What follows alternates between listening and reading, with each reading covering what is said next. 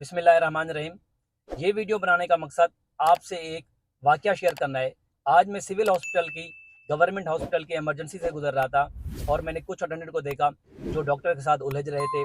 लड़ रहे थे। वहाँ पर मौजूद स्टाफ के साथ और गार्ड के साथ लड़ रहे थे। मालूम करने पे पता चला किसी शख्स ने उनको मेडिकेशन लिख के दी हैं जो वहाँ पे ईआर के अंदर इमरजेंसी के अंदर अवेलेबल नहीं थी और इसी बात पे वो लड़ रहे थे कि वो तो गवर्नमेंट हॉस्पिटल में आए हैं और यहाँ सब कुछ फ्री मिलता है। हमें ये चीज़ समझने की ज़रूरत है कि किसी भी गवर्नमेंट हॉस्पिटल में जब आप जाते हैं, वहाँ पे मौजूद दवाइयों की कमी का होना,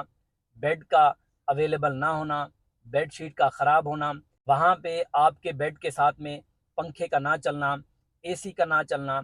ये सब चीज़ें एडमिनिस्ट्रेटिव फ़ॉल्ट होती हैं, मैनेजमेंट फ़ॉल्ट होती हैं, ना कि वहाँ फ्रंट लाइन जो वर्कर है, काम करने वाला डॉक्टर, स्टाफ, पैरामेडिक्स और सिक्योरिटी गार्ड। इसी तरीके से जब आप किसी गवर्नमेंट हॉस्पिटल के वार्ड में एडमिट होते हैं इमरजेंसी के थ्रू, तो वहाँ पे भी आपको ये बात समझने की ज़रूरत है कि वार्ड में जो डॉक्टर काम करते हैं, अगर आपको वो कोई मेडिकेशन लिख के देते हैं, कोई स्टिचेस लिख के देते हैं, अगर आपका कोई ऑपरेशन होना है या कोई बेड लिख के देते हैं, या जब आप गायनी में जाते हैं वहाँ पे कुछ आपको चीज़ें लिख के देती हैं, तो वो उन चीज़ों की अवेलेबिलिटी ना होना एडमिनिस्ट्रेटिव फॉल्ट होता है और मैनेजमेंट फॉल्ट होता है, ना कि वहाँ पे काम करने वाले डॉक्टर, पैरामेडिक्स और किसी तरीके से गार्ड की गलती होती है। तो इस वाक़ये को देखने के बाद मैंने सोचा क्यों ना इस पे एक वीडियो बनाई जाए, आप लोगों को अवेयर किया जाए कि खुदारा आप जो फ्रंट लाइन वर्कर हैं उनसे ना उलझें, उनसे गालम गलोच ना करें और अपने स्टाफ के साथ, अपने डॉक्टर के साथ और सिक्योरिटी गार्ड के साथ ना उलझें, बल्कि ये सब चीज़ें